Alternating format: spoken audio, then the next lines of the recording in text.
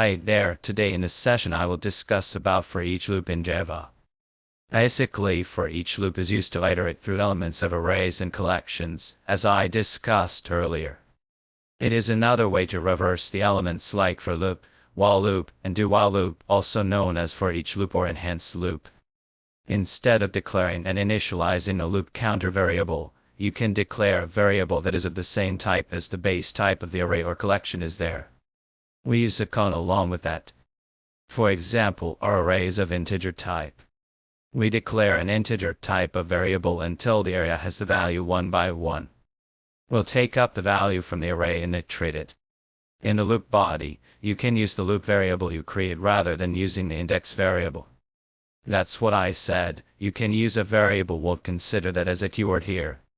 Let me help you out with the help of an example. Considering I have a string type of array, which contains certain names, I'm going to initialize my string array here only at the time of declaration, where the first name is King, second is Kochar, third is Sarah, fourth is Balin. Now to iterate this array, I can either use a for loop to iterate over a collection, until the name's start length is there, it should come inside it, and brand names at index I. Otherwise I can use a for each loop, which is the enhanced loop.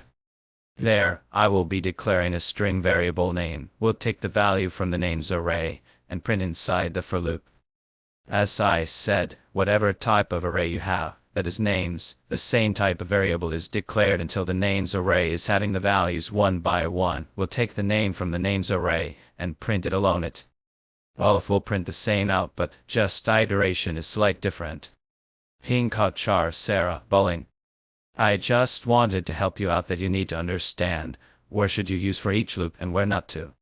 If you are using for a loop, then there are certain limitations, because it moreover helps in iterating or traversing the elements rather than working onto the index.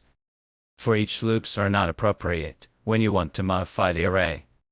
It just helps in traversing your iterating begins to modify the array, you need to work onto the index element. For each loop, do not keep the track of index, so we cannot obtain the array index using the for loop. In that case, you need to go for traditional for loop. For each loop only iterates in the forward direction, but in this case of for loop, you can start from the length, and go to the 0, and say I. Your array can be traversed in reverse direction. For each cannot process to decision-making statement at once. But in the case of for loop, you could do so. Please understand where exactly. Moreover, for each loop needs to be used in the case of traversing. For each loop also has some performance overhead over the simple iteration. But in the case of iterating the collection or array, for each is always suggested. I hope the concept is clear to all of you. I will frequently be using for each loop in my collections or in the real-time applications. See you in the next session. Until next time, stay tuned. Thank you.